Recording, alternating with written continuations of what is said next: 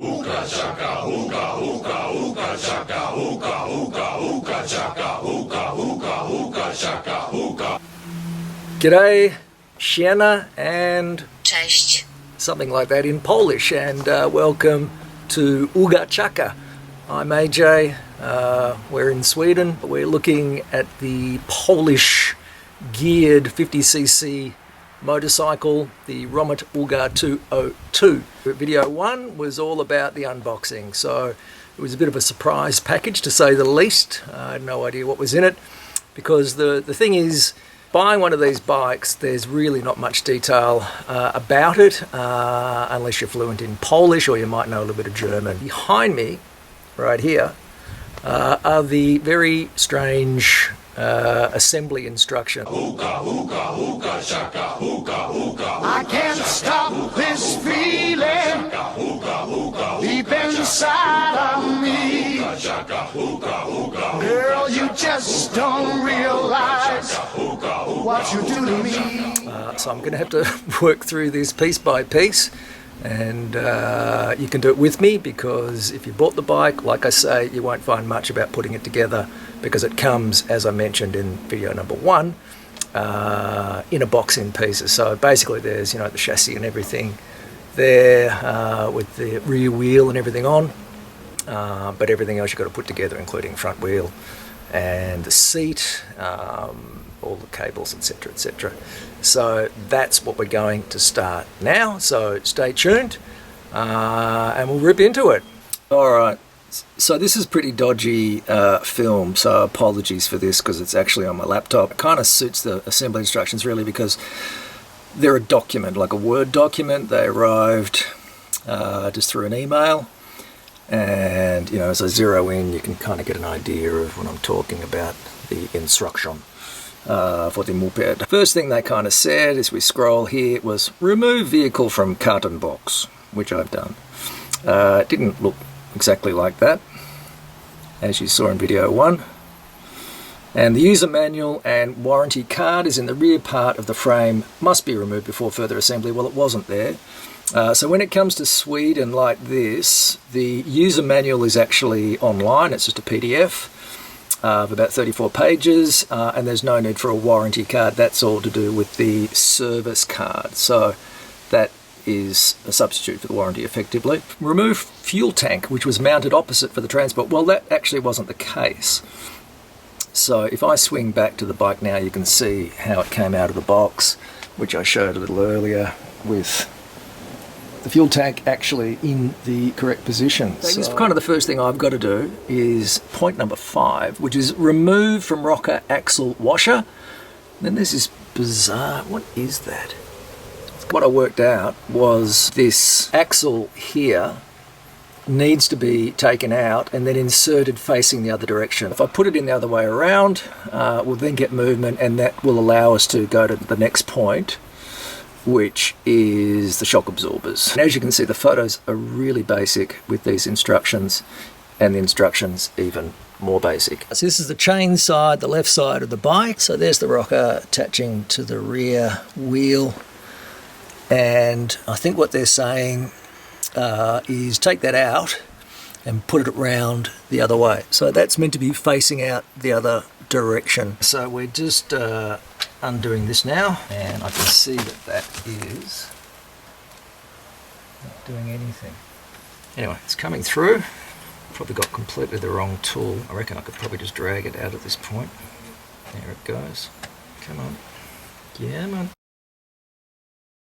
Wait, lo and behold, there it is. Alright, so success with that. I've got the central stand up, and the rear wheel has dropped. So to hook up these shock absorbers, I'm obviously going to get that wheel back up again, and that'll give us some spring, a bit of bounce in the back there. The covered nuts, we've got M10s 4 pieces, and washers, we've got a 10mm washer as well.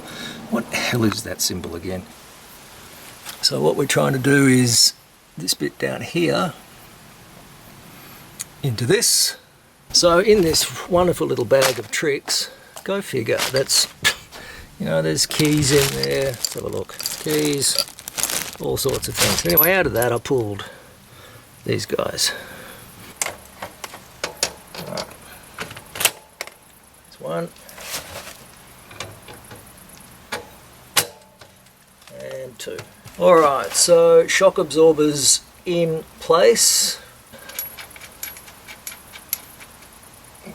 Left side as well. Ha. Oh! Jesus Christ. There's one. There it is. Alright. So we're on track. This one. This way. Shock absorbers are on. So thankfully I'm bypassing a few of these points because this one, number 7, is drag the rear lamp wire through the hole in the rear fender. There you go, that's done. These instructions seem to be from maybe a model a few years back, and I reckon they have improved their packaging. So they've managed to assemble a little better the bike before putting it in the box, which means there's less to do. All of these instructions are about attaching the rear fender to the frame, but it's already done. So we're just going to breeze past all of this and be thankful. So I've cheated a little bit here in terms of filming and just gone ahead and done a couple of things. I'm sure you'll all be relieved about that. Actually, I had to take these off,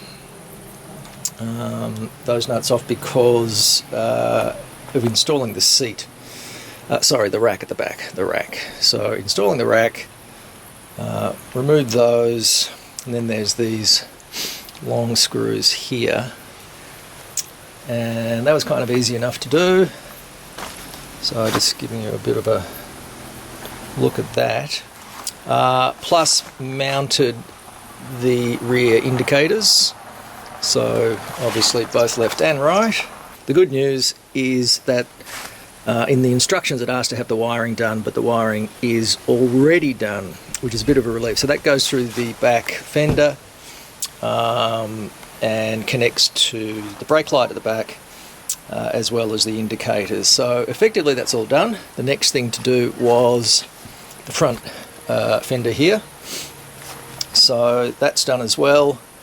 All I really had to do was attach this little mud guard and then slotted this in between the forks.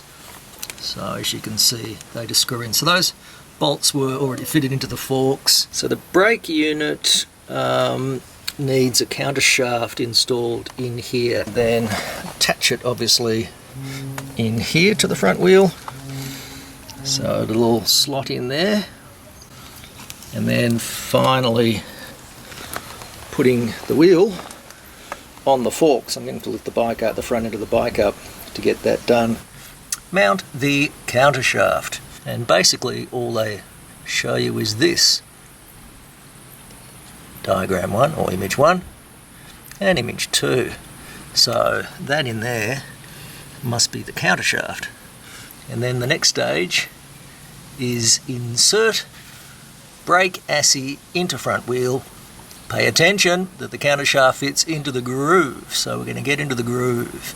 When you hold me in your arms so tight, you let me know everything's alright. That seems to me like there's movement at the station. Well, the word had got around that the Romet Ogar is coming to town. We're going to put the brake assy on the front wheel here. I might just cut to the chase and see you on the other side. Yeah, well, that wasn't so dramatic. It slotted in. Whether it slotted in properly, it's almost impossible to tell. But it feels like it's in place. Hope to God it is.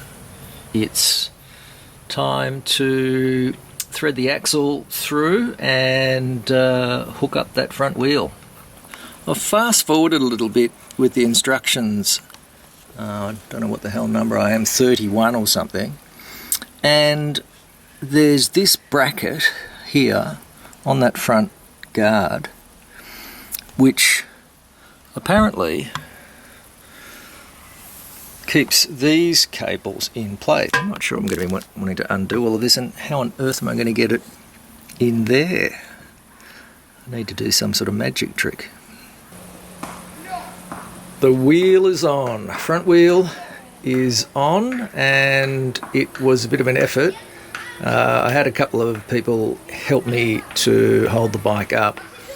Didn't get that on film for your benefit. No point watching us struggle like we did. Everything looks to be in place from what I can see, matching up with the terrible photographs supplied. Someone stuffed up. It should have been already looped into this and then just hanging loose, so one could then just pop it into place. So now I've got these cables sitting here, and I'm unable to get them in there. I'm just going to have to look into that. I'm sure I can get another bracket from somewhere and make sure that those cables are secure. So that's part one of the assembly of the Romet Ogar 202.